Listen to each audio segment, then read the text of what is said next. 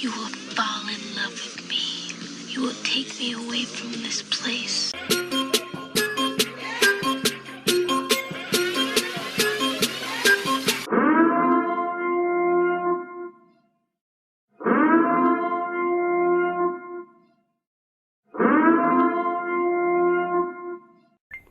Full disclosure, news and commentary number 120, 120, 120, 120, 120. Yeah. Holy guacamole. So I got back into town. It's now 6 p.m. when I'm recording this. I got back into town at 4:30. Went and saw Leo, my kid. Veronica's with grandparents and doing an art camp all week in Melbourne, Florida. Leo home alone. So went by there, checked in. Got to hang out tomorrow before I have to go to Clearwater for work. Craziness.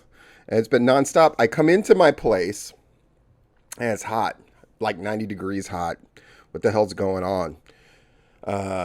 Air conditioner's broken. Oh, crap. The good thing, though, about renting this townhouse, I went right down to the office. The maintenance guys were there. They consider air conditioning being broken an emergency, so they take care of it right away. No hesitation. Guy came in, found the faulty wire in the unit outside, replaced it. Everything's right as rain. So by the time I get back from the event that I'm going to, what, Steve? Yeah, we're going to talk about that in a bit.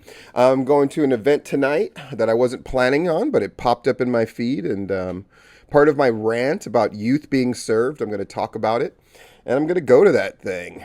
Another wrestling-related thing. What? How can that be? It's Monday. Monday night is about AEW Dark Elevation and, of course, Raw. I'll record them bitches, and I'll watch them later. And you'll see why in just a minute. New patrons. I'm talking about William Huckabee, who I may have mentioned before, but I want to make sure I mention again, which is awesome. And Huckabee is actually an inspiration for another P-list I want to do after the P-list that I have already obligated myself to do. He inspired it. Talking about him last night with the GIPW guys, I was inspired. I was like, yeah. Shane Knowles, who had just a great moment, and I'm going to talk about that stuff too. Makes me so happy. AC Mack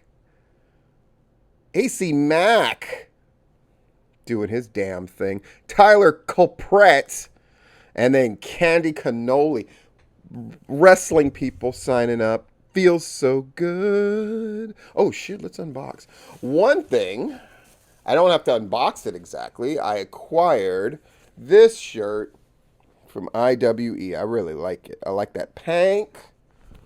Put that bad boy on. I may wear it tonight. But I also got something in the mail. So I want to open that. Somebody signed me up for a T-shirt of the month club. You remember that weird Yoda one I got? That was like a Yoda Thor crossover. Apparently that's from a T-shirt of the month club. The person emailed me to explain it.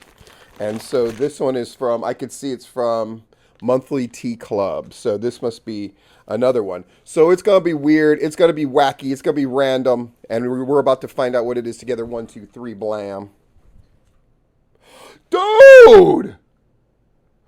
Dude, the frickin' Tom frickin' Venom and Jerry the Mouse as Spider-Man, that is badass.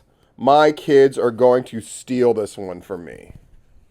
That is fuck a duck do people come through. I'm on hype. You could tell. I should be, right? Like, Steve, aren't you tired? Just had that long drive. Dude, I'm not tired. I'm inspired. Just being around wrestling, having it go so well. Let's talk about it. So GIPW, Rob Rod's report went up on Georgia wrestling history, gwhnewsandnotes.blogspot.com. Whole lot of reports. Every one of my Georgia Wrestling War journals up there. Show report, show report, show report. So great. GIPW, though, always hospitable, always great. Every time I go there, it's better. Really inspired. They may or may not have asked me to be part of an angle thing, which I'm contemplating. It's nice that people want me around. It's tough because like financially, this is what I do, right? And so I hate I hate it.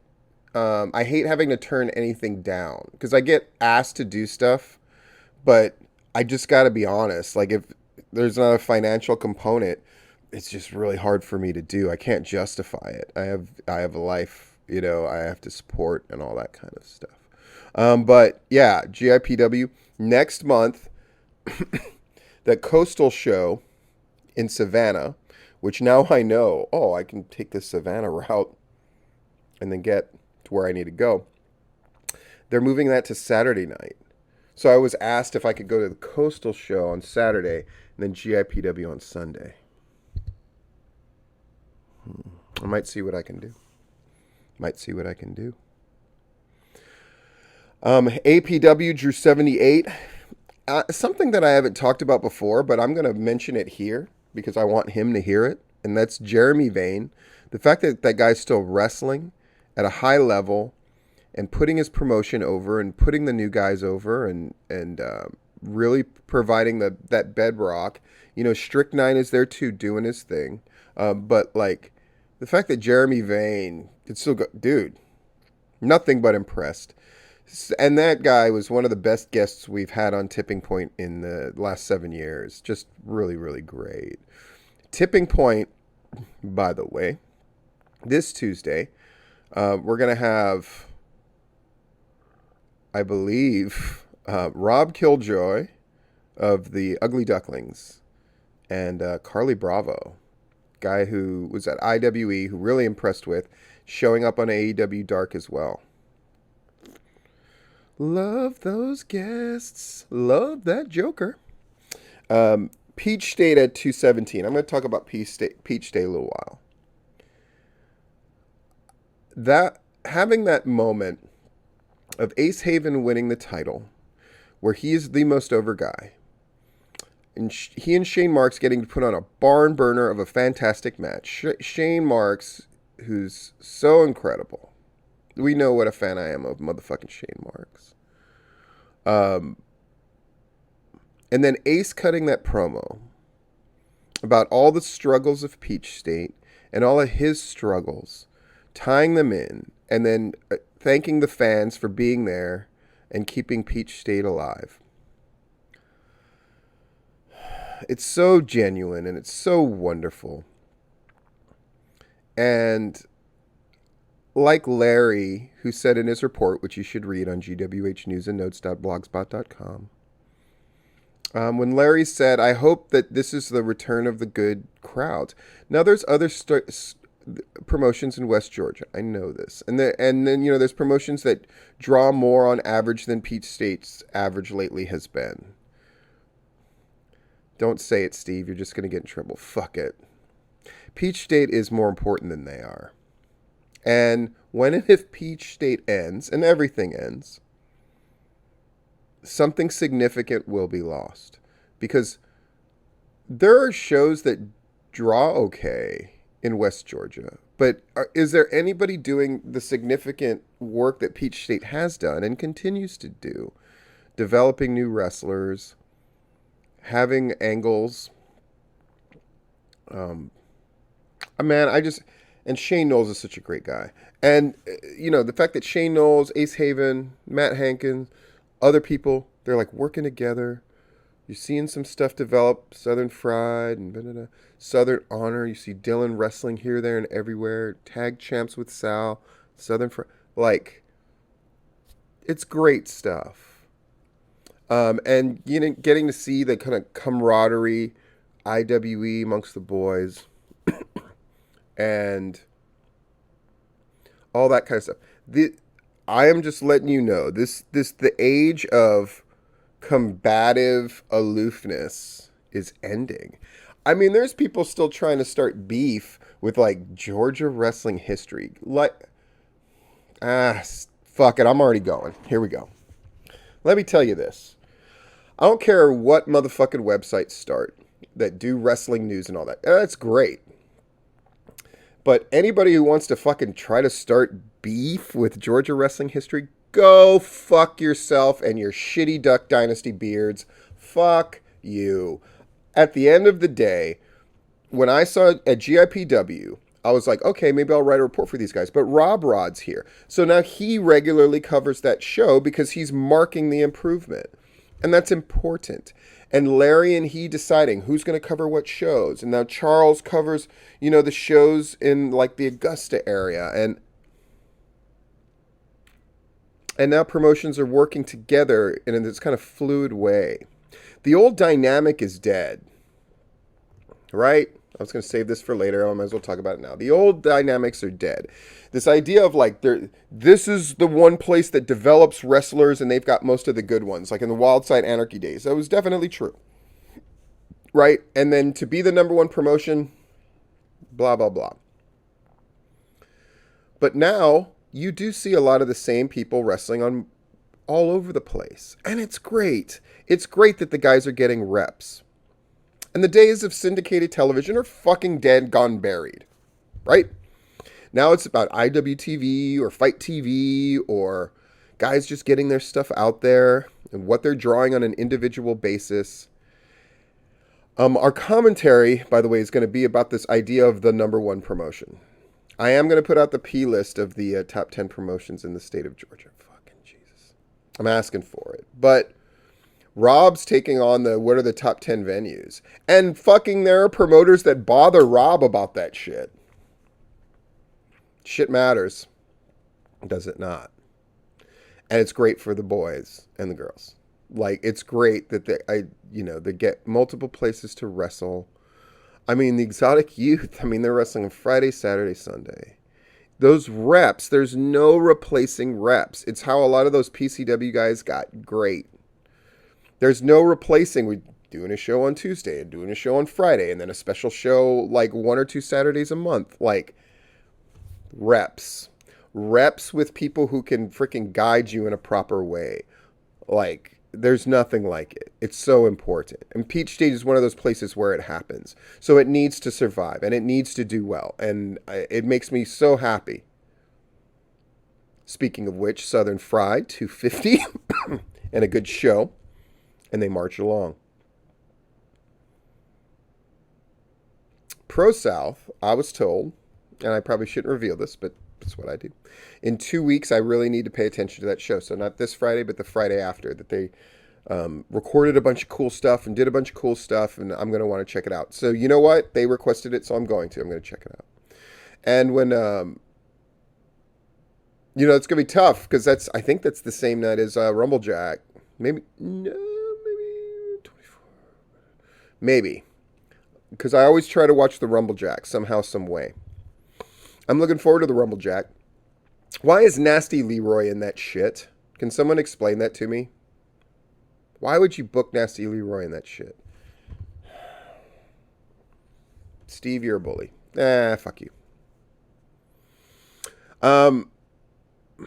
So those are the major shows that happened, and then IWE blew them away, drew 282. So they went from 250 last time to 282 this time. And to Tim's credit, that is the number. Like, I was like, shit, looks like 3 to me. And he's like, no, it is 282.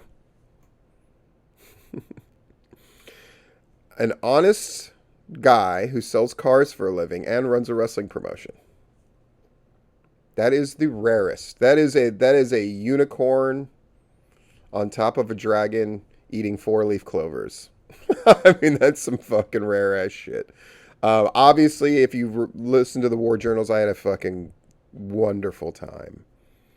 And I'm going to be back for the next show, September 25th, which is a significant date because that was also the date of the first Sacred Ground.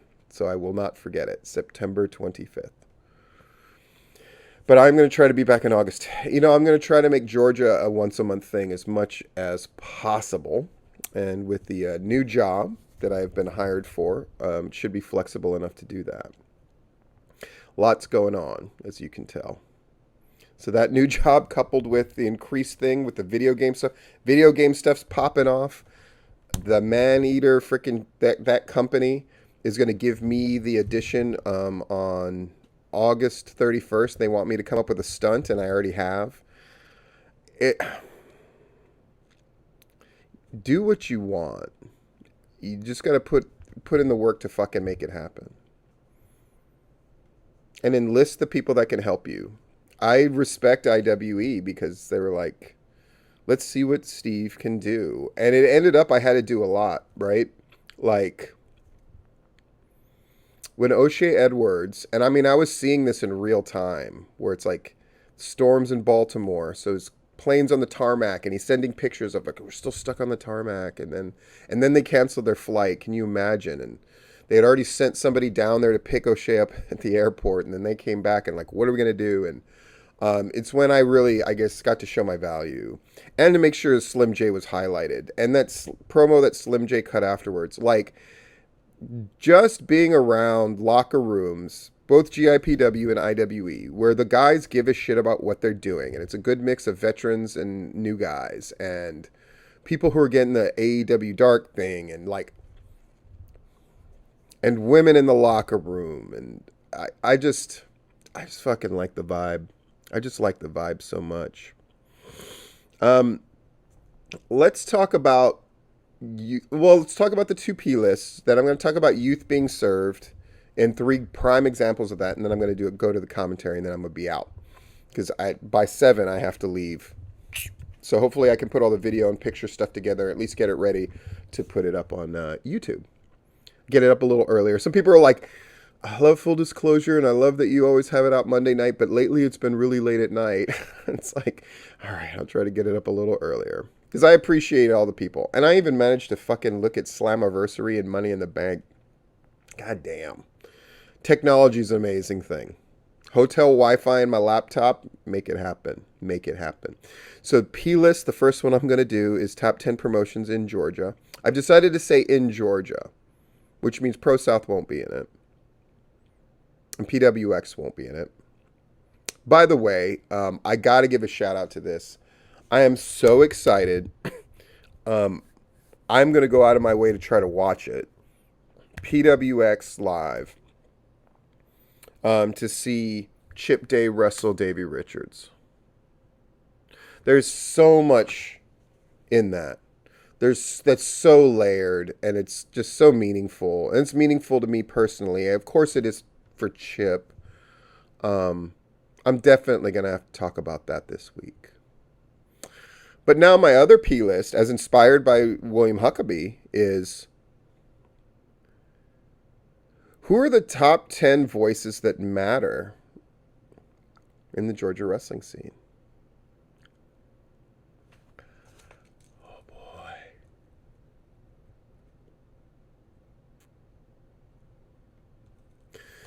By the way, we had an unofficial P list happen with Rob Rod and I. Rob's going to be so mad that I mentioned this. So we're eating, and Rob and I are talking, and I go, Rob, real quick, let's go back and forth. Top 10 people in Georgia, wrestling people in Georgia, who aren't funny, but people pretend that they are. And I'll be damned if Rob and I didn't come up with 8 names right away, just bouncing it back and forth tennis style. Steve, who's on that list? Contact a brother, and I'll let you know. That sounds like a Patreon thing, too. Maybe I need to write that down. Patreon. People who aren't funny, but people pretend they are. Now, you may put me on that list, but that's because you don't have a sense of humor, clearly. That's a good litmus test. If you don't find me fucking hilarious, obviously you have a problem, or you were molested as a child or something horrible. And I'm sorry that happened to you, but... Oh, God. Okay. Let's talk about youth being served. Look at this video.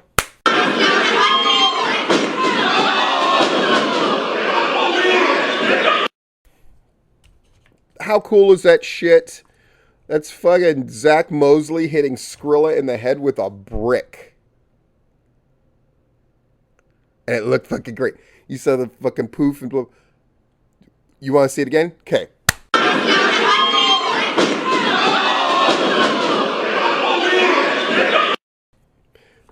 Yeah. Fucking cool. The new guys thinking of the cool shit. And then there were pieces of the brick. Rob put pieces of the brick and they were all over. And then this old lady grabbed one of the pieces of brick and threw it at Candy Cannoli. She was so heated. They had to get security to restrain this old lady. And then I got to tell the young guys about what a fucking hat pin Mary was. Like, it's an old wrestling term from like the 40s and 50s and 60s when women would come dressed very nicely and they would have a pin to hold their hat onto their hair. And they would get so mad at the heels, they would take out the pins and stab the heels. So you called them a hat pin Mary. So guys would go like, look out for that hat pin Mary. The crazy old bitches. And they got them at GIPW. And they had heat.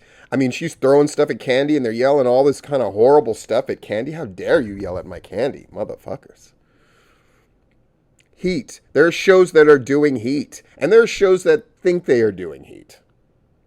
And the two are not the same.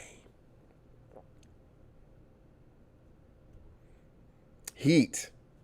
Slim J comes back, that place unglued. Slim tore off that wife beater and woo, panties went moist and probably some jockey shorts as well.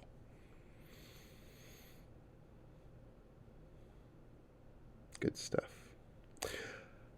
How else was youth served besides the brick to the head video? Great is that shit. Look at this shit. It's overkill. So over, and at IWE made sure they are like number one heel faction, badass all night long, boom, boom, boom. And now other people are booking Overkill. That's how you know this shit is great. Other people are booking the left-hand path. That's how you know that shit is great. When people can't do that Vince McMahon thing of like, well, I didn't make it, so I don't like, I mean, kudos to IWE and Overkill for making that happen.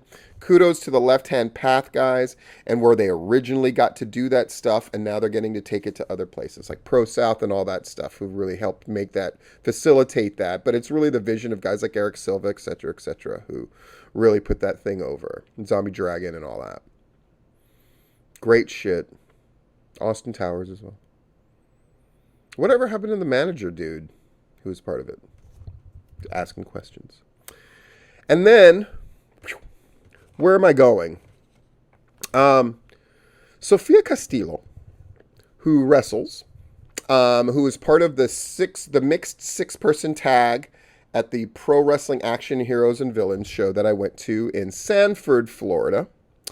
And then the Rapture were wrestling the Ugly Ducklings and Viva Los Amish, yes, at IWE. And so she came with them.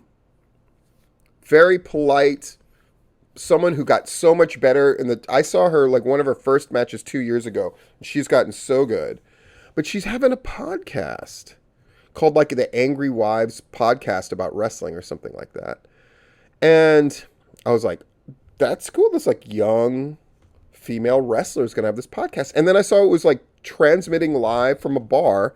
And then I looked at where and it's like Apopka, Florida. That's like 1 or 2 towns over. And it's at 7:30. So fucking I'm going. Support. And just to see like young people just fucking making shit happen. TikTok shit and YouTube shit and Twitter shit and fucking Skrilla and God, Zach Mosley. How have they made that thing? They made that thing blow up from Facebook Live. And folks, youth is being served and it's a fucking wonderful thing. Think about Dylan getting to win Booker of the Year and the guy is so young. Like, this is great. This is great shit. A lot of people don't like it, but you just got to get used to it, man. Trust me, I'm not in the young person's club. I'm 49 years old, brother. Still look damn good, though. All right, commentary. Oh, can always count on them. What is that? That's a poster. Let me check it out myself so I know exactly what I'm talking about. Who is the Hood? KLT, Georgia's #1 wrestling promotion, presents.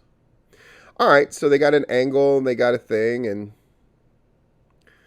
what are they making sure of on this poster? Oh, if you're a old chunky white dude, you are front and center. You have prominent spots on this. Luckily, they got exotic youth scattered on this thing. Skrilla's not on it, even though he's been doing stuff, but other people are. KLT, Georgia's #1 wrestling promotion. All right. So I'm not going to answer the question for you because that's going to be in my P list. And I mean, I understand it's subjective and people can say what they want to say. Now, KLT may argue like it's not subjective. We get better, larger, average crowds than anybody. Or maybe they would claim, because they do more than one show a month, if you total up our attendance for the 2 shows, it's way more than anybody else does.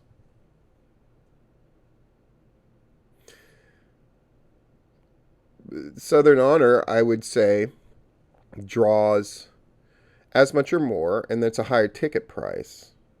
That's just my count. I'm not saying that. I'm just throwing these are facts, folks, right? And then Mucha Lucha, they've done shows with 1,200 people paying a small mortgage of a home for a ticket. And then their last show, they drew 1,000. And then they're going to be back in a couple of months. So they haven't gone monthly yet. But once they do, what does that mean? What if they draw consistently 800 every month? Are they the #1 promotion? Is it Southern Fried, who's now back to... They're going to consistently do 2 shows a month. They're drawing in the mid-2s. Their big show of the year got huge numbers. In fact, outside of Mucha Lucha, I believe... and correct me if I'm wrong, that Shindig drew more than anybody's drawn for any show. Outside of, perhaps, Larietto. Or KLT, if you want to count the Superstars Fan Fest show, which drew a shit ton. Who's the #1 promotion? If I say this out loud, okay, here's an exercise. Let's do it together. Look into my eyes. My gorgeous, gorgeous brown eyes. I'm going to say something and I want to get your gut check reaction. KLT is the #1 promotion. Did it make you sick? You can see my body rebelling. And then run through, right, a list. What is the #1 promotion? You know what, at the end of the day, what's really great about it is it could be any number of them. Is it Anarchy, which drew their 2 biggest crowds back to back and has done consistently great work?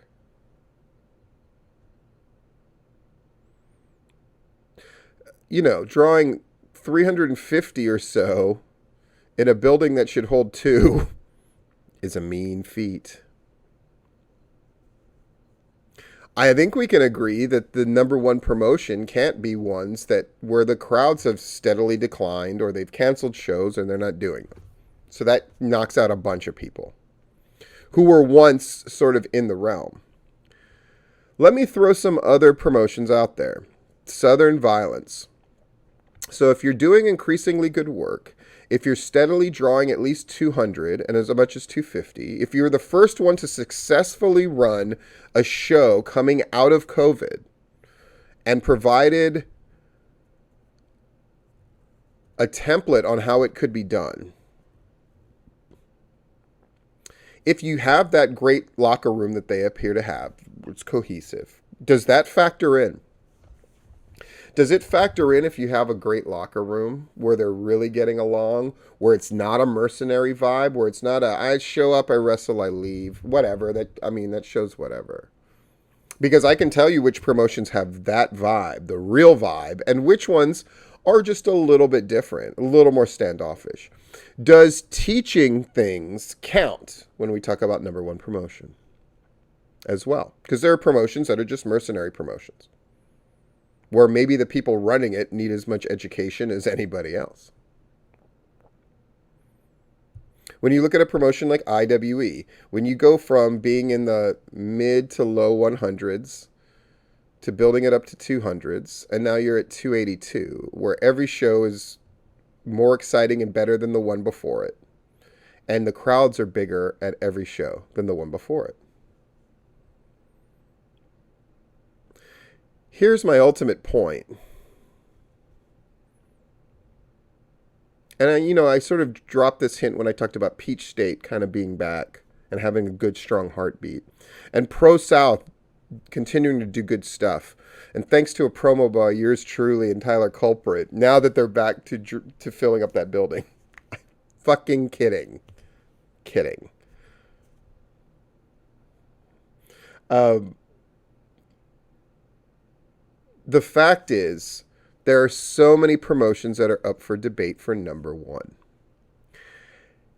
And the fact is, Southern Honor has won that promotion of the year 2 years running and shown no signs of getting weaker. And that's a great thing. If someone were to beat Southern Honor, I want somebody to beat Southern Honor. I don't want it to be because Southern Honor has fallen on its ass, and it clearly has not. So this is exciting.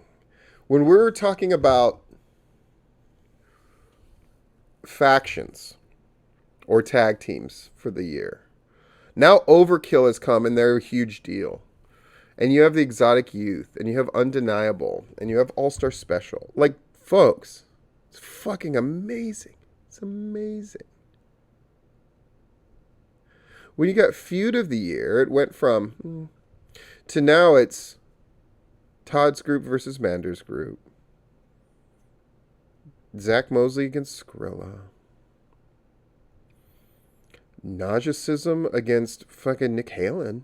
They're having a best of 7 in multiple promotions. At least 4 different promotions.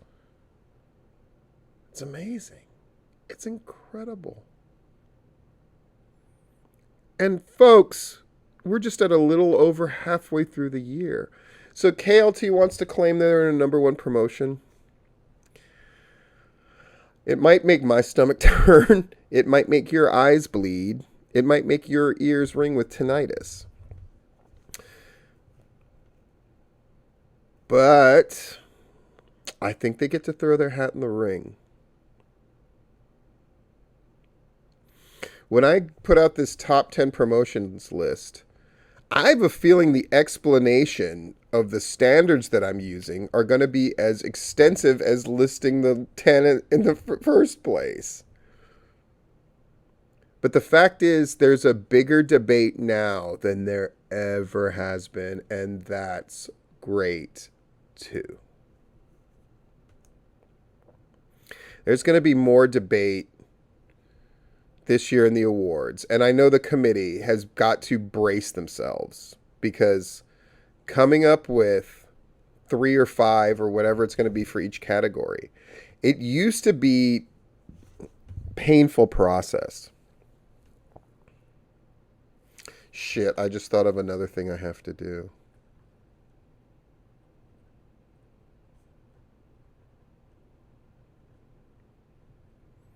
Is I'm going to call this video, or maybe even a written piece, David Ali or Michael Judas? Question mark. And that's all I got to say. It's like a PWI style, like who's better, Hulk Hogan, Ric Flair. Like, but we can have these debates, and they're awesome. It's fucking great. The one thing I would caution people against is when you look at the national scene and you have people who are like WWE homers and AEW homers, and they just can't see the truth when they look at the other side, good or bad. It's stupid.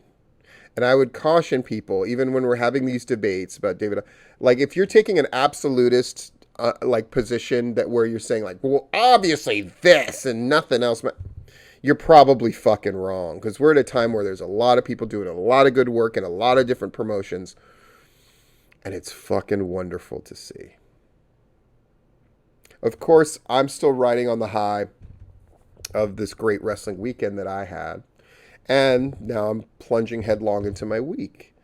But the number one thing, the takeaway that I had, besides the whole IWE experience, I'm going to put that on the side, but because that was really wonderful. And that came across in the people that watch the War Journals and people who have reached out to me and said, like, how cool that was. Thank you. I appreciate that. But there's something that happened at GIPW in the opening, the locker room speech by Aaron Black. And he brought up the SI article, and he goes like, who's still riding off the high of that?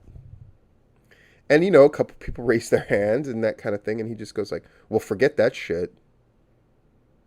We're fucking starting from the ground. And we're going to fucking keep struggling. As if I didn't fucking like Aaron Black enough already. But he wasn't going to let them rest on this fact that they had this article written basically about GIPW and Skrilla and focused on a bunch of the guys like Austin Towers and, Magnum and fucking Eric Silva and like Aaron Black. That's leadership, real leadership. And I got to do a little of that too. And that felt pretty fucking great. We are in a time of plenty, and the standards have completely changed. And you have two choices. You can adapt to it and learn the fucking rules of the new game and understand that youth is served as well as it should be. Or you can become a bitter old fuck. If you choose to be a bitter old fuck, it's awesome. It's your choice. It's your world. Just do us a favor and shut the fuck up and get out of the way. This has been Full Disclosure.